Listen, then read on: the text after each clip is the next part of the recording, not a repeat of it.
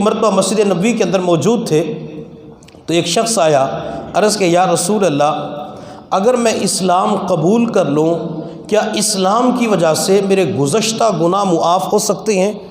تو میرے محبوب صلی اللہ علیہ وسلم نے ارشاد فرمایا، اگر تو اسلام قبول کر لے تو اسلام کی وجہ سے تیری زندگی کے پچھلے گناہ معاف ہو جائیں گے۔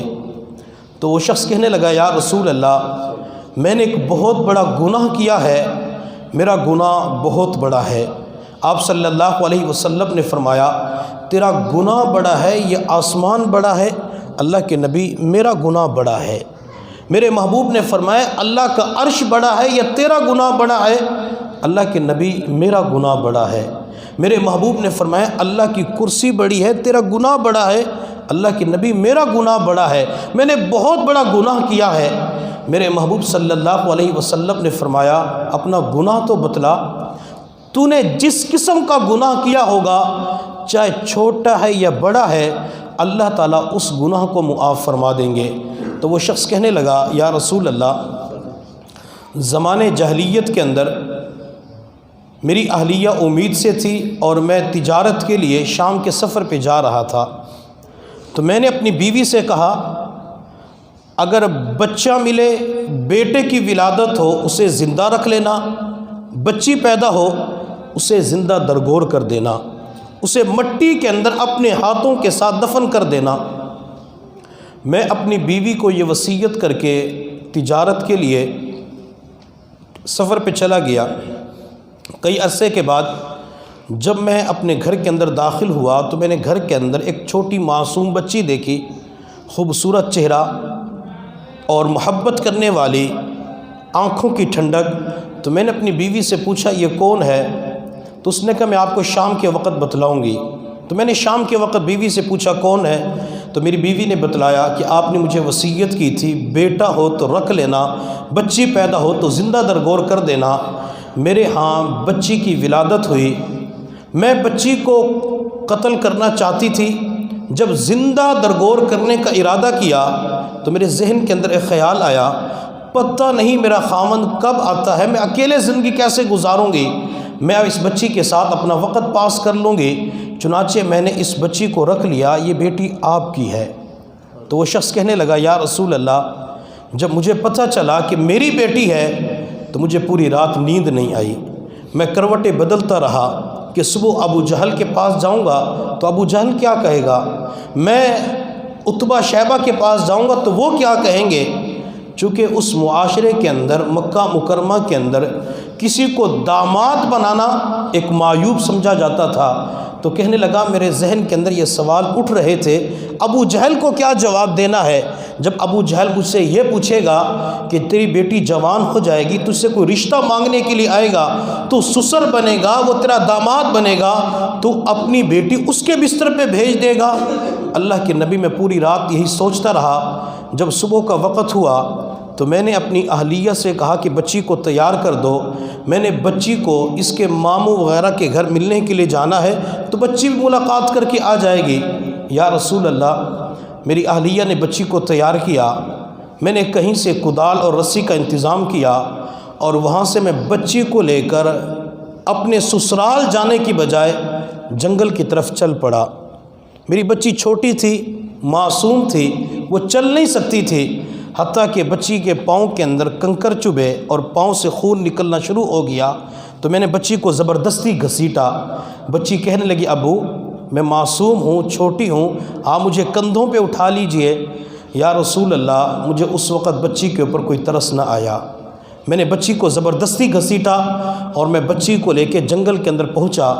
تو میری چھوٹی معصوم بچی کہنے لگی، ابو آپ نے تو یہ کہا تھا کہ ماموں کے پاس ملنے کے لیے جانا ہے، یہاں تو مجھے کوئی انسان، کوئی جانور، کوئی درندہ نظر نہیں آ رہا، آپ کہاں پہ لے کے آئے ہیں؟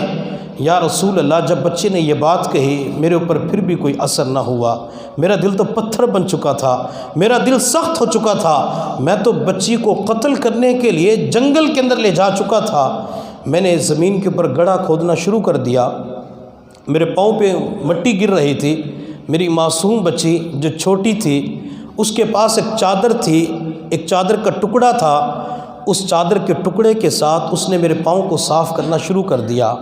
لیکن مجھے پھر بھی اپنی بچی کے اوپر کوئی ترس نہ آیا، حتیٰ کہ تھوڑی دیر کے بعد سورج طلوع ہوا، سورج نے آگ برسانا شروع کر دی، دوپہر کا وقت ہوا، میں گڑھا کھود رہا تھا، میرے چہرے کے اوپر، پیشانی کے اوپر پسینہ تھا، اور وہ بچی اپنے اس ٹکڑے کے ساتھ میرے چہرے کے پسینے کو صاف کر رہی تھی۔ مجھے پھر بھی ترس نہ آیا، یا رسول اللہ، جب میں نے مکمل گڑھا کھود لیا تو میں نے بچی کو بالوں کے ساتھ پکڑا، اور بالوں کے ساتھ پکڑ کر میں نے بچی کو گڑھے کے اندر ڈال دیا، تو معصوم بچی روتے ہوئے کہنے لگی، ابو آپ مجھے اپنے ہاتھوں کے ساتھ قتل کرنا چاہتے ہیں؟ لوگ کیا کہیں گے کہ ایک ظالم باپ نے، درندہ باپ نے اپنے ہاتھوں کے ساتھ بچی کو قتل کر دیا۔ ابو میں آج کے بعد آپ کے گھر کے اندر نہیں آؤں گی، میں آج کے بعد آپ کے گھر کے اندر کھانا بھی نہیں کھاؤں گی، میں آج کے بعد آپ کے گھر کے اندر کسی چیز کا مطالبہ بھی نہیں کروں گی، آپ مجھے جنگل کے اندر چھوڑ دیں، مجھے جنگل کے جانور درندے کھا جائیں گے، لیکن کل کوئی یہ نہ کہہ سکے گا کہ باپ نے بچی کو قتل کر دیا۔ ابو اگر جنگل کے جانوروں نے مجھے چھوڑ دیا، میں کسی کے گھر چلی جاؤں گی، وہاں پہ جا کے برتن دھو لوں گی، کپڑے دھو لوں گی، مجھے کھانے کے لیے روٹی کا ٹکڑا مل جائے گا، میری بھوک اور پیاس ختم ہو جائے گی۔ یہ شخص کہنے لگا، یا رسول اللہ، بچی وہ الفاظ کہہ رہی تھی لیکن میرے اوپر کوئی اثر نہ ہوا، میں تو ظالم اور درندہ بن چکا تھا۔ جب بچی نے یہ کہا کہ مجھے چھوڑ دیجئے تو میرے پاس ایک پتھر پڑا ہوا تھا، میں نے وہ پتھر اٹھایا اور زور سے بچی کے سر پہ مارا، حتیٰ کہ بچی کی آواز ہمیشہ ہمیشہ کے لیے بند ہو گئی۔ یا رسول اللہ، میں وہ ظالم باپ ہوں جس نے اپنے ہاتھوں کے ساتھ اپنی بچی کو زندہ درگور کیا تھا، اپنی بچی کو دفن کیا تھا۔ یا رسول اللہ بتلائیے، کیا میرا یہ گناہ معاف ہو سکتا ہے؟ میرے محبوب صلی اللہ علیہ وسلم کی مبارک آنکھوں میں آنسو آ گئے، آپ صلی اللہ علیہ وسلم کافی دیر تک روتے رہے۔ میرے محبوب صلی اللہ علیہ وسلم نے فرمایا، اگر تو اسلام قبول کر لے تو اسلام کی وجہ سے اللہ تیرے اس گناہ کو بھی معاف فرما دیں گے، لیکن ایک بات یاد رکھ، آج کے بعد تو نے میرے سامنے نہیں آنا، میرے سامنے نہیں بیٹھنا، جب تو میرے سامنے آئے گا مجھے آپ کی وہ معصوم بچی یاد آ جائے گی۔ نبی علیہ السلام کی آمد سے قبل تو بچیوں کو اپنے ہاتھوں کے ساتھ زندہ دفن کر دیا جاتا تھا۔ میرے محبوب صلی اللہ علیہ وسلم دنیا میں تشریف لائے، آپ کی وجہ سے بیٹی کو مقام اور مرتبہ ملا، آپ کی وجہ سے بیٹی کو عزت ملی۔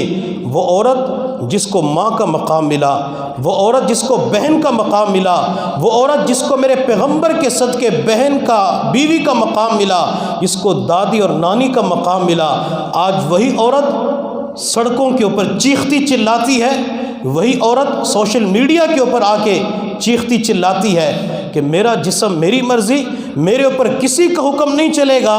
میری بہن، میری بیٹی، جب تو دنیا کے اندر آئی تھی اس وقت بھی تیری مرضی نہیں تھی، جب تو دنیا کے اندر آئی تھی یہ نعرہ تو اس وقت بھی تو لگا سکتی تھی، میرا جسم میری مرضی۔ نہ تیرے ماں باپ تیرے جسم کو ڈھانپتے، نہ تیرے رشتہ دار تیرے جسم کو ڈھانپتے۔ اس وقت ان لوگوں نے، تیرے والدین نے ماں باپ کا، اللہ کا حکم مانتے ہوئے تیرے معصوم جسم کو کپڑے کے ساتھ چھپا دیا تھا، تیری پیدائش کے موقع پہ جسم کو چھپا کے دنیا والوں کو بتلا دیا تھا کہ یہ عورت چھپنے کی چیز ہے، چھپنے کی چیز نہیں ہے۔